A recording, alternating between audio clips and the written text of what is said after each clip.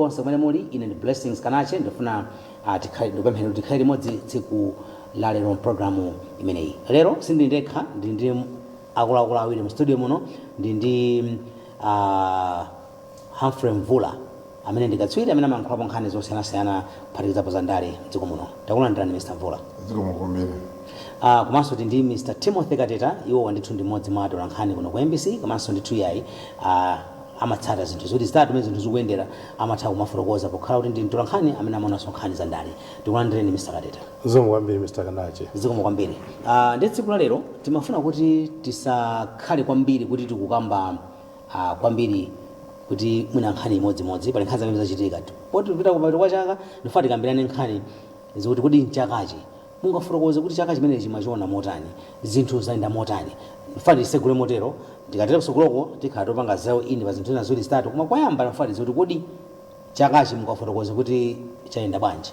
Tiyambe ndi Mr. Mvula. Tukamba nkhani ya zachuma, tukamba nkhani ya zachitetezo, tukamba nkhani ya zaulimi zosiyanasiyana, ngakhale za ndale kumene. Mr. Mvula.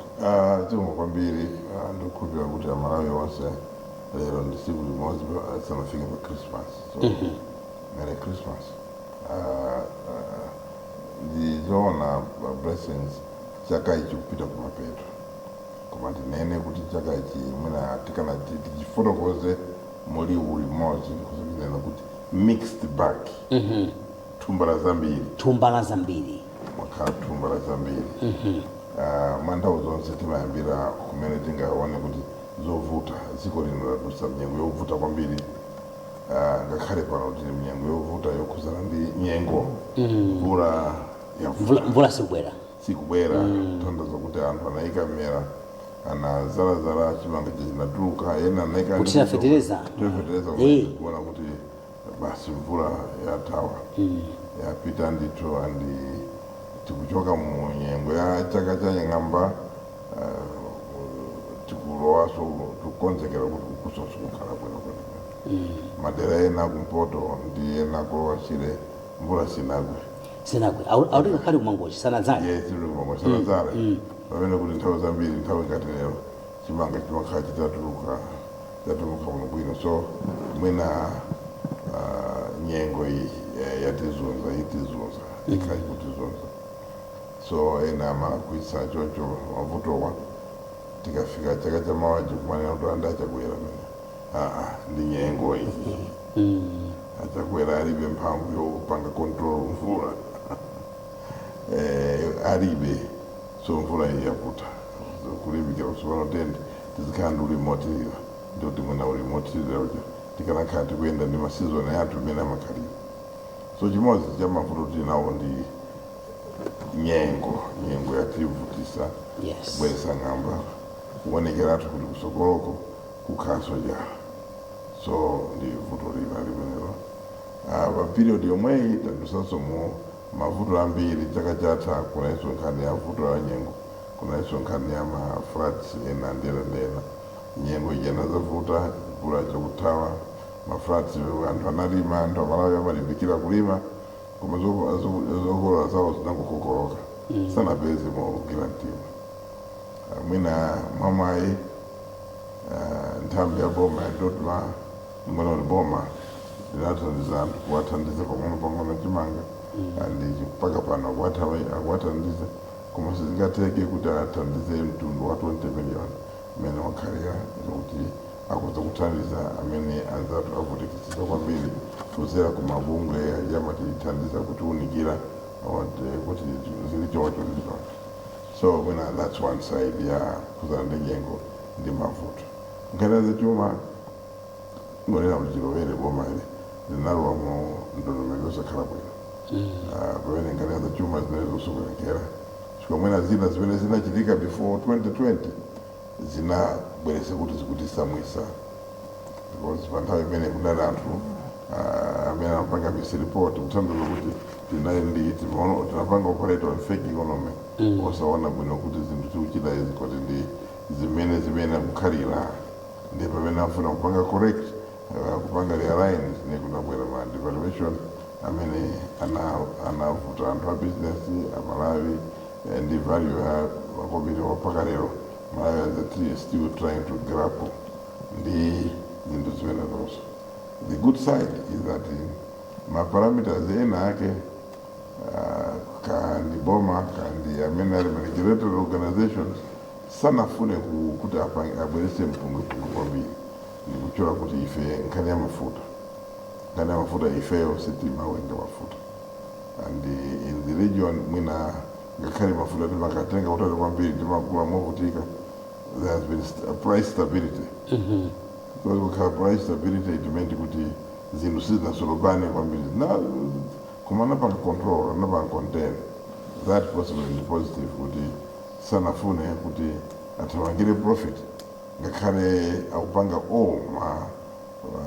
anthu ambiri suppliers stock ena ake amene zikuwakuza koma nalolera kupanga prioritize moyo wa Malawi kuti tikakweza mafuta awa ndi kuti zinthu zonse zisokolekera. So mwina that idea inali yabwino, ndikudziwa pa position ya business inacha mapanga business sakukondwa nayo to them amafuna ataona kuti pamene pali mavuto iwonso apezepo zina ndi zina zosakhala bwino. So economy sili bwino ikutisabe the value of kwacha is panopo yosakhala bwino kwenikweni. We need more kwachas to find a door. Sitinatebe kupanga kukhandonome vyoti zipanga madola ambiri chifukwa kuti timangogulisa zinthu zambiri kukangochoka kumunda primary raw materials sanapange value addition. We are still net importers. Mwina kamera kunga dispute kena so kama tiputa kuti pese madola aja tukufutika. It means sitikuta kukula mafuta atu, sitikuta kupanga zinthu zambiri zimene zimafuna kugulidwa madollars. So ndikupira kuti awo ndi ma negatives amene takhalapo osakhalako nobwino. Koma on the brighter side takhali mtendere despite zinthu zina ndi zina pungwe wambiri there has been peace. Tinene kuti abomawa muna president ndi anzatoma security agencies atithandiza kupanga maintain peace. Commander in chief with the president ndiena amene inspector general amene commander ndi mabunge ena wonse amene athandiza ndithu kuyesesa kuti anthu ife tikhalebe peaceful, because despite mavuto azachuma ambiri, despite njala sitinaduse munyengo ngati imene akudusa manzathu aku Mozambique. Even azathu ya Mzambia wina ndi kwina there's upheaval zovuta zambiri. Sitinamve kuti marubino apito, sitinamve zovuta magazi, sitinamve zodula mabere, sitinamve zinthu zimene zimasamwisa. Or yes, there's a political event akoza kuwawata kulankhula zina ndi zina, koma there has been no violence. There's never been quite a situation where we find a ruling party kutumiza anyamata ache azikazala mbendera ukuchosa mbendera za. We haven't seen that. We haven't seen the discipline of political systems kumakatisira mafuta ku statutory corporation. Sinaone ngati wina anganene mwina tuuze kuti zikhale bwanji zakalapata. We haven't had anthu amene amapita pa sanja kumaka wawata kutukwana nzawo sitaone. Koma tikuona kuti instead amene akulankhula zimene zisali zabwino amakhala amene ali ku opposition afuna akwatule boma pamene kuti munthu boma ili limakapanga kampeni ndikukoteredwa napasana 10 years. Malo mofuna kuti mwina akapange kampeni iwo wangopanga inside violence akuwaisa anthu asalembezi akuopseza anthu kuti akapita ukalemba anthu kuti avote akathamangisa kumeneko zambiri zichitika. So mwina that's the negative part kuti mufuna kuti tizilenga zimene zinachitika kwa zatu wakuwanda. Kwa zatu wakuwanda it was a peaceful country. Kumakona zatu luka genocide because of anthu ena amene amalankhula zinthu zosakhala bwino bwino. So kunonso tikuona maeneo mainja kulankhula zache achikwanje akulankhula zawo masowa nausa kulankhula zawo yes awasomata chisale amwenewo nausa kulankhula zawo kuiva pakati pa tawuni kumakalalata kulankhula ndicho nanga ndale zakati zipanga chocho kuti nanga tizikhala ngati zise banana republic muno ndiziko to properly constituted, and if you want power please go and campaign kulankhula mfundo zanu tipikisane pafundo koma tisabwere ndi mtima wonena kuti nkhani ya promoting violence mina magawo amenewo ngosakhala bwinobwino. The president ndi boma lake have maintained focus chokondwesa kwambiri joti they are not detracted from that focus. Akuliva labe ndichitukuko. It was very easy kuti muntu akhale derailed ponena kuti azikamenya lokangana zotukwanira every day. But he has maintained his focus on development, on providing for the whole country, even those venamatukwana siku ndi siku ama pita ukapeleka chitukuko ama kagere chimanga ama kapanga china chilichonse chimene president is supposed to do. Mosalankhula and mosanyoza mosapanga zinthu zotsakhala bwinobwino. That's the brightest sparkle in our democracy or in our society today. Mwina, if we are going to zikanakhala kuti timavotera munthu amene akhala was trying to make a difference. Trying to make a difference to a lot of Andrew, even at a time when life was difficult, when it was very difficult to make a difference. He has tried to make a difference. You only remember Nyangwe Bena to Sabajawa Ingati Mwina Ya Bingu Anabera. I speak this with experience. Yes.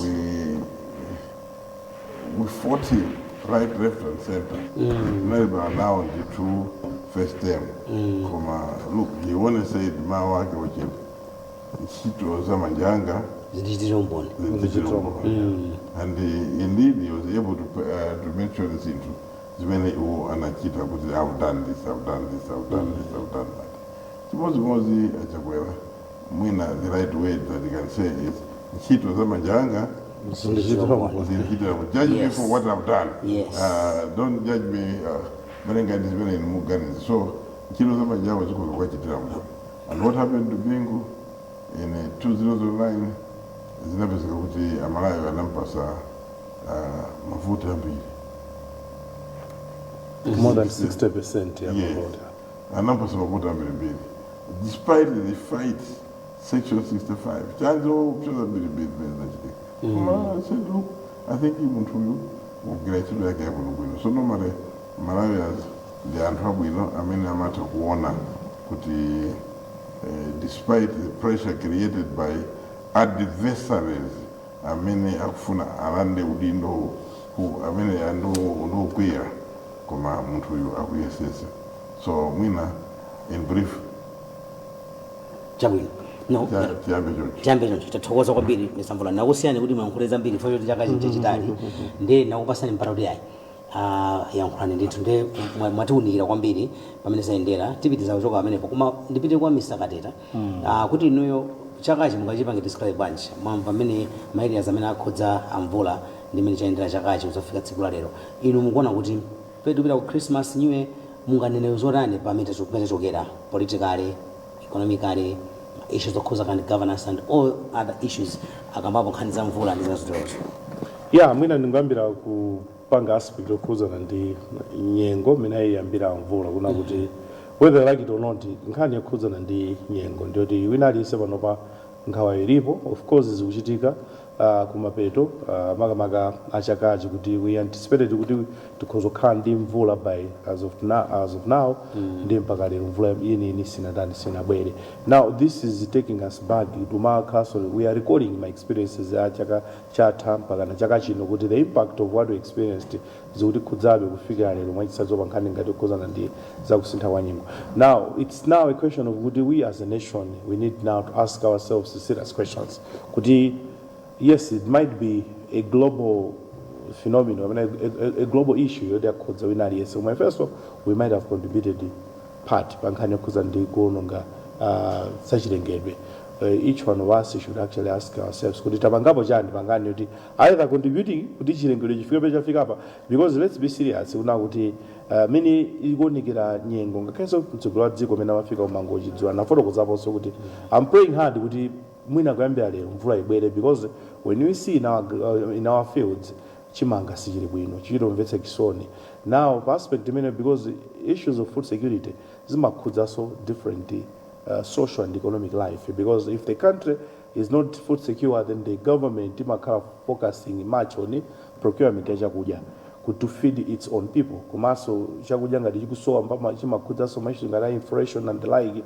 So it's something that we see kuti chakachi kumapeto chati pasa that picture ya kuti mvula yasowa, but we are hoping for the best, because we don't want to go through the same experience yomwe takhala nayo chaka chati. Now in terms of politics, ineyo ndiona kuti we have got one person who has actually stood above everything else and shown kuti in him we have got a true leader, a servant leader in the name of Dr. Lazarus Chakwera. Because if you see my challenges, I mean, dziko lakumana na anafotokoza kala mvula kuti much as others would want to actually attribute my challenges to the leadership ya Chakwera, but now there are several factors like the global situation imene ili pano pa dziko lapansi globally kuli zosiyana-siyana zomwe zikhudza dziko la Malawi komanso tukamba nkhani ya nyengo, but now there have been some other social issues zomwe zakhala zichitika mdziko munomu, but the president has rose above everybody else and shown that kind of leadership. Morning chaka chino everybody knows ngozi idatikwera icha, there was a lot of talk, but the president actually showed his leadership skills pankhani yokhuzana ndi kudekha.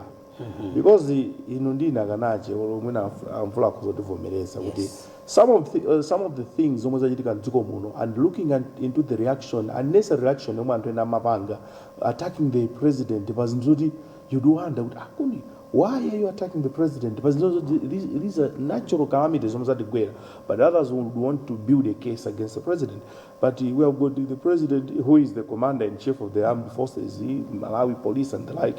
But you do see many afikira mpaka lero the kind of kudekha kumaonetsa in a midst of zinthu zovuta, ma challenges zovuta, being attacked pa zinthu zoti he's just innocent, koma you do see kuti mpaka lero he has just maintained the same kind of leadership. Yape kumango ni said okay, ineyo I'll be answerable to Malawi come next year pa 16 zomwe nalonjeza how much have I so far done. Nalonjeza ndimanga nyumba za polisi, nyumba za mangidwa zingati. Nalonjeza kuti site yathu tiyamba kuisintaso lingwe site misewu yabwino ikhali anthu ndwanje zimene zikuchitika. Nalonjeza kuti at least aziphunzitsi ma promotion azikhalapo, the work ethics in the public sector izikhala yabwino.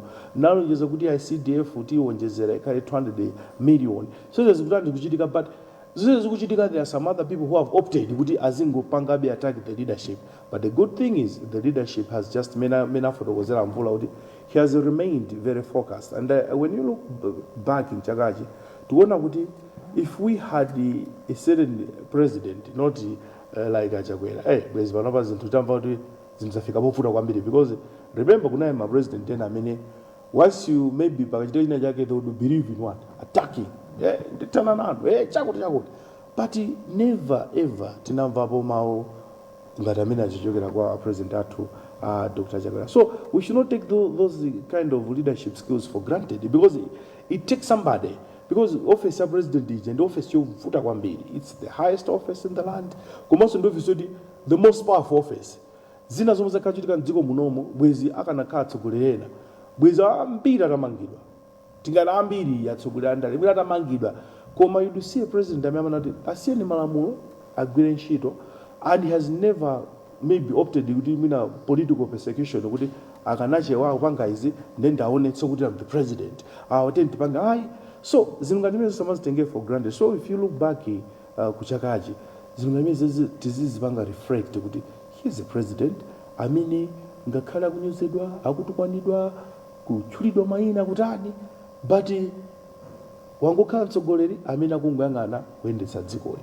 Wakhaso mtsogoleri amene akupanga inspire kuti akuluakulu ngakhale tikumana ndi mavuto a mtundu wa Malawi takumana ndi ng'amba, takumana ndi mafloods, takumana ndi ngozi zomwe zachitika mdziko muno, takumana zosiyanasiyana.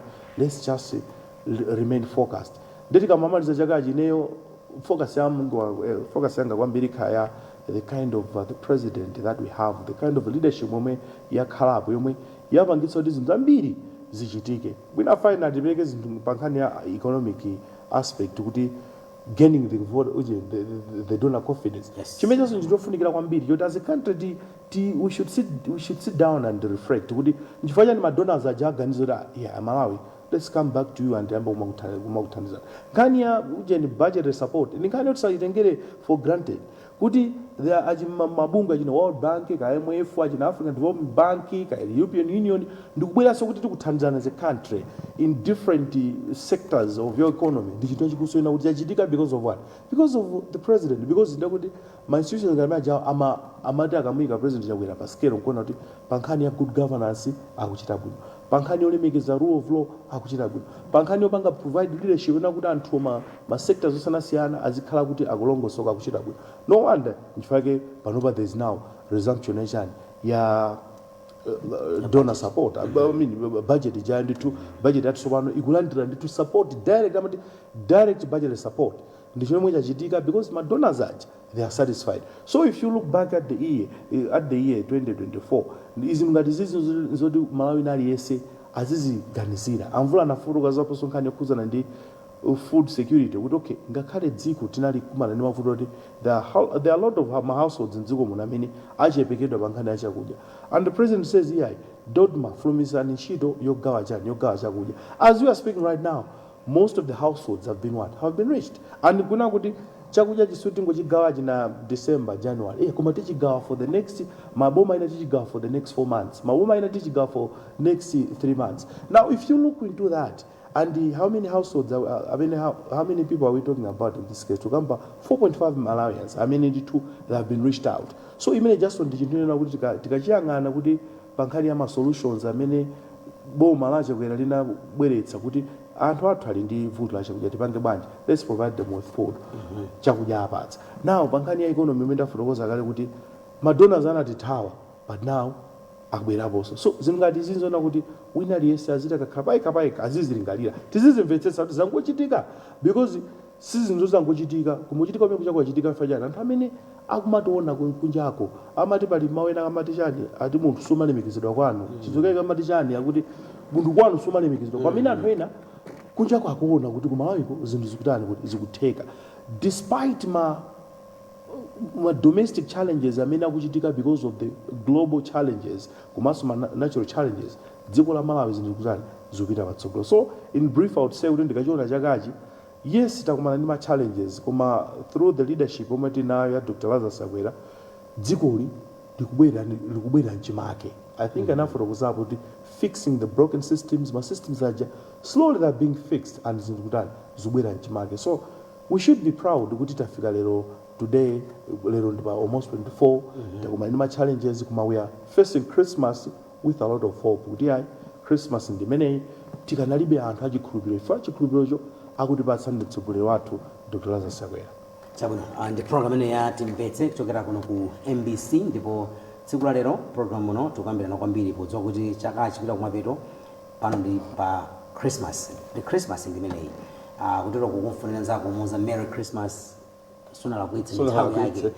Actually amvula amene amamba program anena ndiso kuti Merry Christmas to you all.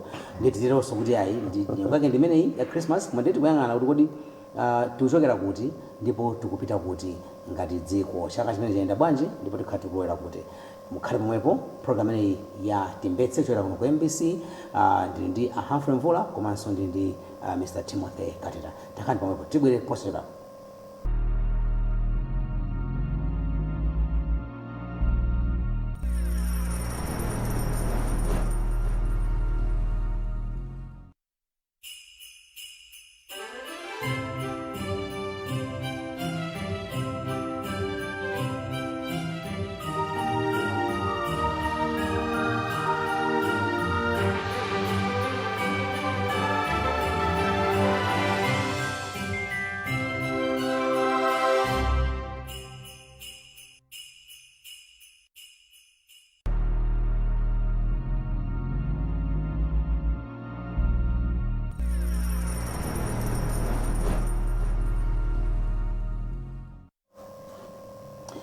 program yake ndi imeneyi ya Timvetse kufikira kuno ku MBC ndi Ahafule Mvula komanso ndi Timothy Kateta. Chabwino ndeti kuona nkhani kuti kodi chaka cha motani pamene tikupita kutsogolo kutsogolo kumukuona motani Amvula munayamba kale nkhani ya kutsogolo munakamba nkhani ya chakudya kuti mwina imene zililimu zikukhala ngati mvula ifuna zake koma tikamangana kutsogolo pamene zinthu zakhazo kuchokerako kumene tikupita Amalawi aziyang'ana chikhulupiriro Mr. Mvula.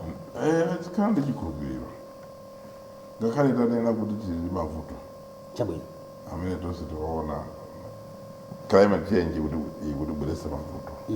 Amalawi onse ambiri anakonzekera kulima kwa mitengo chaka chino inali yabwino, so you find that most people amayembekeza kuti tili mafodya because mitengo ili bwino. Yes.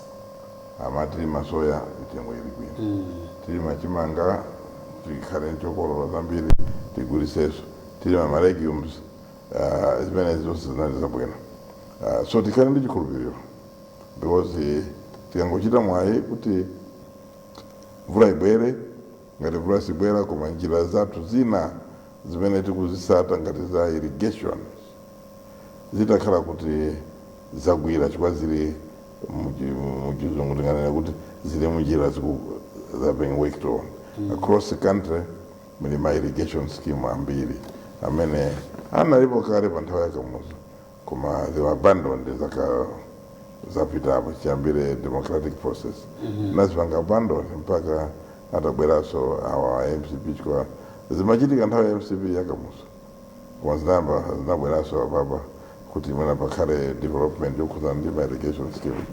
So you have them kanditontola kalonga kawobwe kati zambiri mbiri ma district yonse ambiri amene ali kuchigwa cha nyanja amene ali ndi misinje yayikulu mpaka ukafika kulowa Shireko aliko. So my irrigation scheme akuzotithandiza in terms of food production or catch crop production. Ndikuona kuti mega farms na also atithandiza choti tizikhala ndizakudya zambiri komanso meaning kuti kukhala ndi zambiri zindi advantage pa food sufficiency kuti anthu zikhala ndizakudya komanso zakudya zizichipa chifukwa zikachuluka ndoti sizingadule ndoti kuchuluka kudya kupanga control mitengo kuti zikhala yosikirako. So my mega farms is a game changer. Wina afuna safune, I think my mega farms ndi chinthu chamtengo patali kwambiri. Nkhani ya ma mineral exploration ndi chinthu chimene kuti mwinaso chikutenga shape ya bwinoko because muziko muno tili nawo ma minerals osiyana-siyana. Pano tili ndi malabu athu amene kuti mwina atizipanga test ma zinthu zija konkuno anayamba zathu motor engine ono sewa zalewawo kumene kundikutana kuti kale timatumiza kunja kuti anthu akaziyesese tisititani sitika. Now it will be easier. We just have got to work very hard to improve the law ya ma minerals kuti izipindulaso inacha Malawi manomoti zingola rimba kulandira tima rights that ono jonjo yako na feso ati company yathu ija naso izipanga nawo zokumba migodi chwa migodi yathu kukumba miyala yathu it can contribute substantially pankani ya budget yathu. Yes. Palinkani ya tourism Malawi ili ndi nyanja nyanja yo sitimayigwirisa ntchito mokwanira tikanakhala tikupanga zinthu zambiri kugwirisa ntchito nyanja and I hope initiative imene ilipo pano ndi ka innovation obweresa nduna imene ya tourism nzimayi ndi chinthu choti mwina kutsogoloko tikoza masiva lokoma because I think itena kuti tipange promote tourism and ikoza kumatibweresera ma-dollars okwanira by linking Malawi ndi maiko ena amene alipo. Nkhani zina zimene zilipo zolimbikisa ntchito ya mafactory chikukhala mafactory athu kuti pangisa kuti ifeyo tisamakhale ma net importers tizita kupanga zinthu zina konkuno tipange create industrialization kakukhalanso mwina agri-processing imene izipanga value addition ndi zinthu zoti mwina tiziyike pa front seat ya consideration yabwino, komanso kuti zinthu ziziyende bwino kwambiri zisowa kuti tilimbane ndi kachirombo tili nako mwathu kulimbana ndi katangale pa period iyi ya zaka 4 ninganena kuti ngati zikulephereka zingolephereka chikuti mwina the actors that have put off the foot from the pedal, because zonse zofunikira kuwapanga budget yabwino, kwa kupereka security yabwino kwa mtsogoleri wa ACB,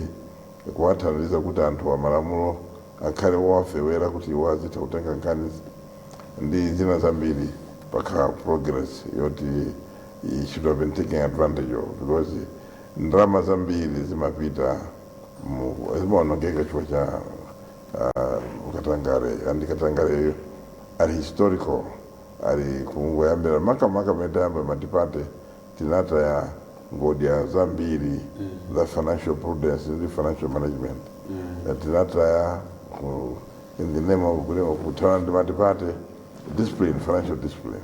Yes. Ma public servants athu amene mwina timakhulupirira kwambiri anasanduka kuti unonso ena ambiri alowa kumadya zimene zili za Malawi. So zimene chimwena zinthu zovutirapo zofuna kuti ndoleko zimene tizisinthe. We need to, so ndikuona kupita kusokolo kuli bwino. Misewu, you go to Lilongwe, for whatever you want to say against Chakwera, if you look at the road network, just the Lilongwe, uona misewu Lilongwe, you think mwina uli Rwanda, Maleni, magesi, kupita kumasana usiku kuli bwino kwambiri.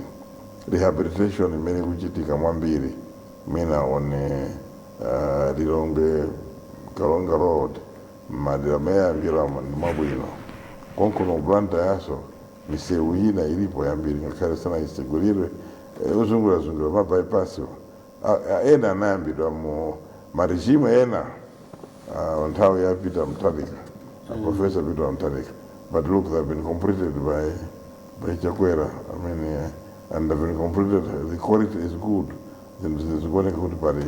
The double knock.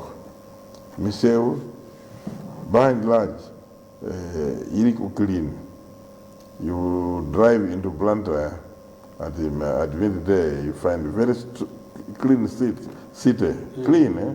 Also the energy. Yes, that town iliyosema Makandi back street. Yes. When antu amakabanga zao kuma major cities, you go Victoria Avenue, you actually don't see vendors on the street, on the pavement. You don't find them. And then that's welcome. You go to Irong, you don't see those vendors, but boss, kuma yes, Akukara in designated places. That is good. When you go into a city, you don't see disorder. Then you're able to say that no development you can do. Because you know the state of a country by going to a bus depot. You go onto the street, you go into Kanema prison, they'll also give you an indication of how life is, because all the time. So that's the psychology of zinthu zimene zimachitika. So ndikukhulupirira kuti zinthu zina zikuoneka zabwino. Yes, there are areas where we should be thinking about improving. I think we need to invest into unity. As we go forward. Yes, kukondana investment ichokere kwa aliyense. There must be one government. One government. Somebody goes out, maka wina chisankho, amene wina uja,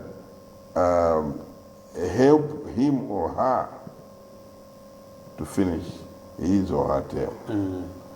Sizakhale kuti taluza masankho siku lomwe tayamba politicking. And we work very hard to destabilize a government like what is happening now. Choncho iyai, because it means it will be a vicious circle. Because ngati zanu mukumichosa mwamene muja, then tomorrow wina afuna kuti azakuchoseni nuyo. So there will be no peace. So let's accept that we are an opposition party, we provide checks and balance, we are able to advise the government that is running areas where it can improve, because you also experienced the industry. There you are able to say, no, msabide kumena, that's the status, yelebene joipo, endani, it doesn't mean kuti ukamuza zero, ndi kuti wampangisa kuti nzakuja apitire kukhala nkali moto. Masiku ano ndi digital media, umaziwa kuti nkhani meji analemba akatete. Ndamena nena zimene, iwo sinari yawe, anaipanga implement, koma the origin, author wa nkhani meji ndi uyu. So nkhani meji zimakhala zili bwino kwenikweni. So going forward, I think there is hope. We just have got to invest in unity, let's invest into peace, and let's invest into togetherness. Malawi today is very, very complicated. It's what you cannot afford to say, here you okumpoto huyu wakuloma beotu huyu chewa sizingateke chikuta antife tinakwatirirana.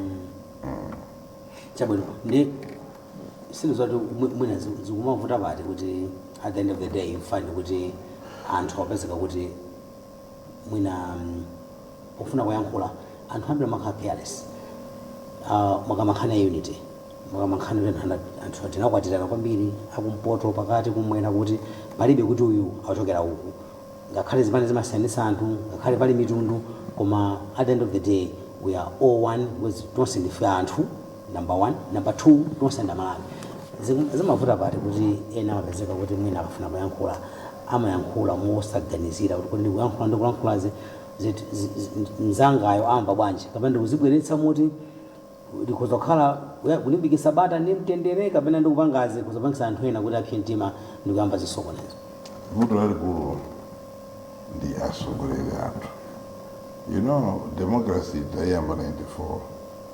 So we still have got recycled leaders who became leaders by accident. They found zimateka because kupezeka kuti munthu ndi mtsogoleri koma zizachitika mangozi. Choosing like a default.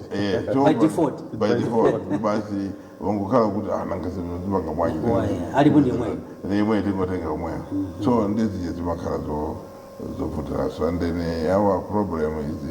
our other problem is zipani zathu sizimayendera ideology. Sizimayendera ideology. Vangoendera kuphwanya. And most individuals have found themselves again in politics by default. In a normal system, they would never come near to being an MP. They would never come near to being in a very high position in Zipanizao. They would not, because Aribe, what it takes to find themselves in those positions, can be academically, can be morally, can be in terms of experience, in terms of what they've done before. So we're still, that's why we even see that when you go to our parliament, the level of debate, articulation of issues, or the detail of which our laws are passed is still low. Because they should not have found themselves in those areas. I know this is a rude statement, but I'm being honest, because the challenge is we have a country where those that are able, they don't want to find themselves in those positions. Nyamata, Sikana, Azmaya, Azbambo, very capable ones. Some have retired, but they don't want to find themselves near to politics. Because politics makala moto kwa mbili. So you need to be a bit of a risk taker to say what is one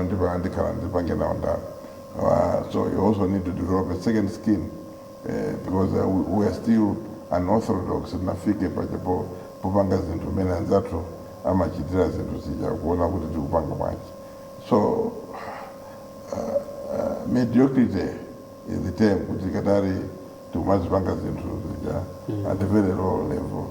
So then asogoleriwo and also they are mediocre in the head, mediocre in the operation in doing things, because amaona kuti uyu chisare uyu akufuna abwerese nkhondo tu uyu sowa uyu zimene akulankhula izi ndizoyipa amaona they see it kuti samaona yaya but they are happy because amaona nkulira because they themselves pantima mumutima mwawo they have got that savage outlook towards politics and nisanje and nintima kuti to them if they are not in position of leadership nobody else should be because amafuna kuti usogolera kuzokuendesa only them that's why at times as bang advertise ponena kuti proven leadership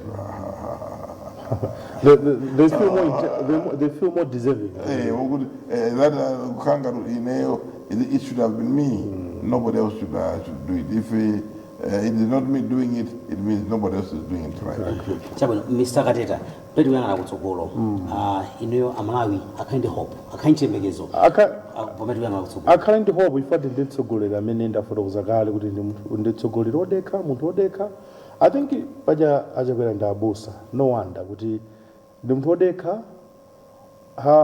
tinga he's a philosopher ama chinthu asanapakicho samachiganisira kaye koma panopa he has actually atipatsa chikhulupiriro kuti no matter what zinthu zitani kuti zitheka zinthu zitheka kutsogoso zinthu zatani zatheka tikhala anthu achikhulupiriro foti zisazomwe apereka mvula atakhati zifotokoza pano kuti dziko linakhudzidwa ndi nkhani ikhudzana ndi njala masolution kumapezeka panopa tukamba panopa a vice president in fact a dziko lino anali kumangochi panali kuzomba kapanga kayang'anira ntchito imene yogawa chimanga. You do even also see the kind of working relationship yomwe ilipo pakati pa mtsogoleri wa dziko komanso ndi wachiri yawo.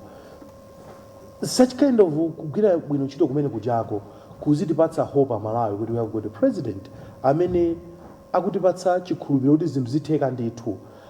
Nzongomvetsa chisoni nditenga aspect yomwe anafotokoza mvula aspect tena kuti pomwe mtsogoleri wa dziko is busy kupitsa chitukuko cha dziko lino patsogolo kuti ma MP tiyeni masikosese mwanu moti nakupatsa 200 million tatukula ndi maderawo azikhala maderawo kuti ma school block aliko ma bridge aliko zina ndi zina zomwe zakhati zomvetsa chisoni kuti pakatsogolerena amene uthenga omwe autsamira kwambiri ndi uthenga okhudzana ndi nkhondo basi choma ukamba iwo pakamwa pawo ndi nkhondo ife wakupangisa kuti ndiuza anyamata from nsanje tuchitipa apangisa kuti ndipena pake timacheza ndiyena kuti akulu amene ayankhula izi siposedwa pamakhala busy ndi Bible. Even if you can go, there are a lot of pictures omwe akulu amenewa ndakumudzi kwathu I respect him so much bwana Isali koma pakati panali busy ndasamayenda ndi Bible pano Bible lijo khanga sakuyenda nalonso utalione ma messages amene akunena makama message aukali ndi ma message uti kuti mawa liliko ndi ma message ngati amene ajawo mwina tengerepo mwaya pamene anafotokoza mvula kuti ayi kaya ndi olemekezeka athu andana Victor Musowa ndi is one of the most vibrant members of parliament amene anyamata ambiri amataka maona they become so inspired uneso nzakhale ngati Musowa. You see a very youth member of parliament my message amene amayankhula ngati kundandaraja I know for sure he should have now been sobered up. Regret. Why did I say that? Because you cannot declare Ndira like a no go zone area, yeah. Ajibani Congress part. You go there, you find and Hamid to do Senasian, then isolated Amala Congress part. I think such kind of messages. Panoba, I believe he has sobered up and he should have been regretting a respected member of parliament, what Nyamata many. Akaima Mison kind of Java ziti parts of hope because Mafusa should you have hope? Yes, we should have hope. If fans go to close us, we have to pass our hope. Zinduzo take it. So one of the rest of other leaders, they should also stand in my podium and do Maperica hope wa Malawi. My statement in Gadamina Kumankula, Olimigezeka, Ajisale, my statement can I job by the end of the day, ofuna kuti azipanga edit inundine temagration timapanga edit uma tulemba kulemba story toma zapanga edit apapa sizikumveka bwino ndasana nkhule muja azikhala kuti ali ndi auto editing system unati kuti zimwe tikuyankhulazi did we come here kubwera kuno kusonkhana kuzauza Malawi zimene zizi kuti ayi atamangidwa mtsogolo wake akamangidwa hey ineso zathera pomwepo ino behind the scenes ilo atsogoleri watu upena pake tiziwa kuti the presidency and office yovuta kwambiri takatubeka posanzo mukumbukira kuti president Chakwera anakha kuendera tsogolera kale Dr. Bakiri Muluzu kaendera, Dr. Jose Bando kaendera, ngakhale a president opuma IBM anakaendera. Panopa a president ali kumangochi. A president achakwera ali kuti ali kumangochi. IBM former president amakhala kuti kumangochi. Supano umapeza kuti ma statement ngati amene ajawo nkumawa ankhula pa sonkhano khangati kuti achakwera sangakhale kumangochi. Who knows? Aisala chatango dapa achakwera ndi IBM akumati limodzi. Then umazamba umachita manyazi ndi munthu. Kodi izo mankhwazira bwana. Because zinachitikapo kale mtsogolo dziko amene takambakale ndodekha samakhala ndi mtima wankhwidzi, mtima wangawa awakhala kuyenderapo atsogoleri opuma. Wakhala umayitana atsogoleri opuma tikuzoti muli ndi maluso ena ake osiyanasiyana. Tiyeni pamene zinthu zakhangati zativuta ngati dziko tizigwira ntchito limodzi. Mtsogoleri wakale Abakiri Muluzi, Dr. Jose Bando athandiza kwambiri pa nkhani yokhuzana ndi kuthandiza anthu amene akhuzidwa ndi cyclone. Ndiyo tikusiya kuti the president Dr. Lazarus Chakwera he believes in reaching out. Ndiyo zipoza kuti wina chifukwa kazi makhala kuti this other time wakamba kuti kapena mwina tikamakhala misonkhano muja mwina mvula apo kuti makhala mundale mukaona guli kapena kaganizidwe kamamba wa mutu because vena pakaiti yuwanda hayi mukaona gulija you get confused. I mean, you don't carry it away. Put undetermined. Sipasa kama kala mana ukande scripts. Kabena notes zoti digana kwa. Ninarankura kuti anthu ambiri amene anapezeka in those lofty positions sana yenere kukhala amene muti. And ena amene ndikuchora kugenda kuti mina ali bezo wayenereza kukhala ali muti amene muti. And therefore they would not value the idea of saying kuti ndikamafuna ndikala nkuli pa public ndikhale ndi my notes point 1 salutation ndikapa someone else kuti ndikapanga ndikala kwa bwanji kuti ice breaking I should carry those people then point number 2 ndikapanga bwanji number 3 number 4 how do I close mwina before nsana marize muntu andare ama kandika 5 minutes timatiza maboma umata kulangwa umacha pankama Wana wazotenda tu mukuti zimezi mabwela kumabere towazele mwina za maboma before you close because za maboma is 1000 omafuna kupanga excite and mwina wazendikira kuti they have been flat umalankula ngukhala chete sa kupanga respond so you are trying to bangono wapange move kuti anthu aja asatire zimene kulankhula zija sumalankhula za maboma zaboza zeni kuti kumasakeza violence you don't talk about violence muntu usogolera wandare sumalankhula za violence because sungaigwire violence ikayambika iweso uri ndi anthu amene ali ufoka for example achisari ali ndi mphamvu kwambiri amazika kukhala mphamvu but you must understand that ndi bibi muja there are some people very very weak muri azimai mene muja chikwa iwo azata utawa azata kukwera galimoto. What about these innocent souls who are barefoot followers azapanga bwanja azatawera kuti so you must always remember that ndikamapanga inside anthu ikabonga anthu anga nanga wazapita so you must always remember that and you should also understand that when you are trying to champion a cause for your head of state or your head of party kumanena ine aminanga mange APM ndo zatsira bomba nanga APM ndi malamulo is above the law kuopcheza ndani koma ndi system cha malamulo so you can't do that if APM is wrong amangidwe if I'm wrong amangidwe if somebody else is wrong amangidwe so nobody should be saying into zimene ukuzwa kuti nzosakhala kuno bwino and you're promoting lawlessness. Exactly. So how do you say mwina usana bwebo kana how do you say haidi mafuna mangidu yacha mena furokoza mvula zimezo zomadziwano ma law enforcement what agencies you don't need to be standing in sonkhano because by the end of the day tibazunga matu creating a necessary tension akuti tsokulato amangidu yenza tamangwepo takamba kale kuti pali malevo ena ndona kuti zinthu mafuna kuti kakhala sonkhano pati tangotiuzani message kodi ifeyo achinyamata inu ngati director wa chinyamata wathu what kind of a message do you give us kodi ifeyo mwina boma ochipanja chichalinga boma mudzatiuza zinza mtundu wanji would you be preaching kuti anyamata nazakhala anyamata omenya anthu would you be preaching kuti anyamata nazakhala anthu opsa kwambiri so panopa zimzasintha imene tisanzensana bweso panopa quick one tisanabwe panopa makamba una kuti you know what anthu panopa akumaganiza kwambiri The more you talk about violence, the more people do start now shunning you. Even my supporters are menda bwera kuno motizamva nkhani yona kuti tipanga chakuti yayi menda bwera kuno tipase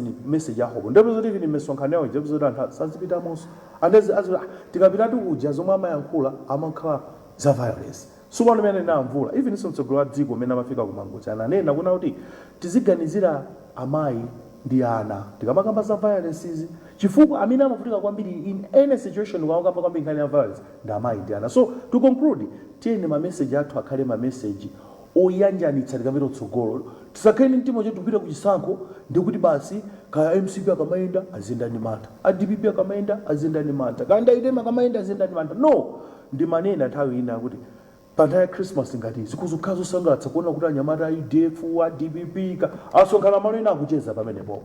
This is the kind of leadership yomwe tikufuna izichokera mwa atsogoleri amene ali atsogoleri a Spain kandi director of youth. Encourage your youth to participate azikhala limodzi zikuzokhala zosangalatsa kuti tione ngati nthawi ya Christmas kama New Year atsogoleri alimbikitsa atsogoleri awo amene zinachitika kunzuzo. Remember pamene DPP ankana kuti msonkhano usachitika ifana yandikana MCP anakukhala chete zinachitika ndithu kuti ena apanga msonkhano wawo akupita ku nyumba ena akupita ku msonkhano wawo. What if titamva achisale ulendo wina wapanga msonkhano kuti yayi tikufuna kuti panthawi ya Christmas ngati achinyamata azipano zosiyanasiyana tiyeni mukakonze ku Queens tiyeni mukakonze ku Msendo Hospital tiyeni mukakonze ku Mzuzu Hospital kapeti ndikuoneni mukusesa mizinda mwathumu inu muvale makakano a DPP awa ama Congress Party awa UTM awa UDF ka APP tiyeni tonse tisongane pamodzi. That's the kind of messages amene tifuna titani kuti tapise patsogolo tikudziwa kuti aliyense a politician the eye is now focusing on what my eye akuyangana State House.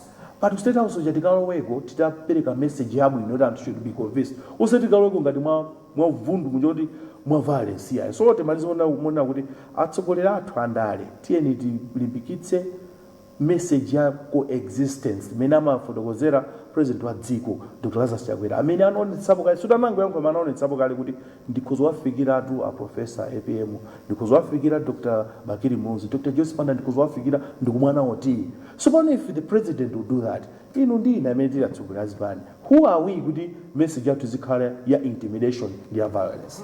Tikuza kwambiri Mr. Kateta inu mumaliza ndapasa mvula tu maka 1 minute amaliza fenta ndi atitela Mr. Mvula ngane kuti mwe tikupita kumapeto mwe tikuyandika Christmas tikupita kumapeto wa chaka chino dziko lino tadusa mnyengo yoyipa mu zina ndi zina komanso zina zambiri zikuonesa kuti tikamapita kusogolo zikhala bwino. Tikondwereso ndikakondwere kuti president athu is in charge akulimbana nawo mavuto sakuwapanga void akuvomera existence of mavuto ngakhala zachuma but he is also able to come up with solutions akubwera ndi ma solutions and ndichikhulupirira kuti ma solutions amenewo abereka zipatso zabwino. As a country mwina tipewe makamaka nzathu a DPP a reign of terror is not good. And you look, DPP has been known for promoting hatred, hate speech, violence, and these are the if you look back, we remember Orlando Robert Soa, we remember Andrew 20 and Pedro just because they were demonstrating being. We remember as in Zambia, family Atambara, and the Zinduzina Zambia is Menezitika, Muzikwa under DPP. Malawians still remember, and I want to repeat, they still remember. And Tawapempe, our president, APM, Tawapempe, Secretary General, our Uza Yamata Kutimina, Malawians will not vote for DPP if it by Mina scaring them. They must demonstrate that this party has now changed. It is positive. It is able to attract. It has got a good agenda. But if today we see Isare stop in Limbi and shout, scorn, tukwana, tukungalamkola zitu sakarabuno bwino. Asakari kuti mpamvu zile nazo okaya. Mpamvu zile ndea Malawi ambili. So zintu zile makala bwino. This is a government and the children kulibe boma rilipo. Kata boma are choosing to take it easy is because when the commander in chief has not told them go after people that are mischievous. So it will not continue. Tomorrow, Kakumangani, these are politically motivated charges. There's nothing a politically motivated charge. It is in the penal code. It is in the laws. So please, John, I would ask our policemen, they should act on errant individuals. Don't look at the person being an employee of government or in local position. Mange, Gatapanga Zintusukera or Mundofula Bange disturb a peace in Malawi. Titokoza kwambiri Mr. Mvula. Christmas muli ndi maota. Ine ndi mawanga akulu ngonena kuti onse amene akhala kuti mvera pa program yathu ya Timvetse achiwiri lilonse ndi Thursday lilonse ndi nthawi imene imabwerezedwa. Merry Christmas and thank you very much for your custom. Program manager singaende or program manager singaende ngatamsa kumvera ngatisakuonera kuonera, and we thank the cooperating radio stations ena nyamata pati ndisela Facebook ndi anthu ena amene who make it possible good program imene imveke across the country. I hope next year mwina it will be another successful year program, and tipeleke so Merry Christmas kwa sogoleri azipani zonse, and Merry Christmas kwa president athu ndi nduna zawo ndi boma lawo. So mwina that's the best I can do. And also thank you very much. Blessings. You have been a great host, and you have done very well. DG Kudiaya, it has been a pleasure working with you this year. Thank you so much. Natokoza kwambiri. Mr. Cadet. Christmas. Anenagale ambula kuti. Okay, apa tingafuna zabuno zonse ya Malawi pa nthawi imene ya Christmas. This Christmas should be Christmas a difference. Christmas ina nenagale kuti ine kuzo kukondwa kwambiri ntaona zipano zosiyanasiyana akupanga zinthu limodzi. That will show kuti Malawi ife ndife amodzi, but tithokoze kuti hayi amakhala pamenepo timawerenga ma comments awo, ma reactions awo. Tafuna zabwino zonse kuti Merry Christmas, continue kumatitsatira, continue kumati timvetse azimvetsetsadi. So machidule tafune Christmas yabwino amene amakhala kutionera komanso amene amakhala ndithu akutimvera kuchoka kuno ku MBC. Tikupempha kuti chaka chamawa tikhalanso tili limodzi makhani akulu imene mafotokoza kuti timvetse cholinga chake sikuti we are here to always critique or condemn people, but nkhani yake makati timvetse choonadi chenicheni, and we always achieve that kuti anthu atani kuti amvetsetse. Merry Christmas to our viewers and also listeners. Nathokoza kwambiri. Pamenepa ndiye pakhale pa program yathu ya lero ya Timvetse kuchokera kuno ku MBC. Mwana ndine Blessings Kanache. Thokoza kwambiri Timothy Kateta komanso Humphrey Mvula, komanso thokoza kwambiri inu amene mali pamenepo tsiku la lero, komanso saiwala piwa Chirombo amene ali pa makina pamenepa, komanso khali Goodson Gwalidi pa Final Control Center, osawalanso Blessings Iroka amene ali ngati mkonzi wathu tsiku la lero. Ine ndifuna kuthokozeni komanso ndifuna zabwino pa nyengo imene ya Christmas.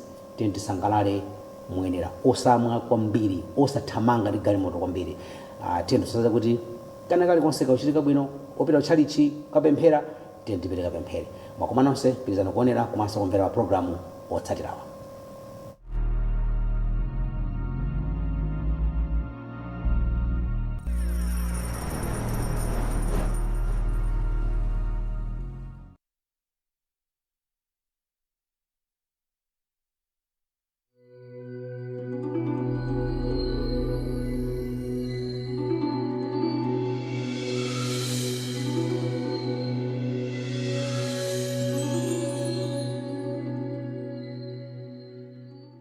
Since July.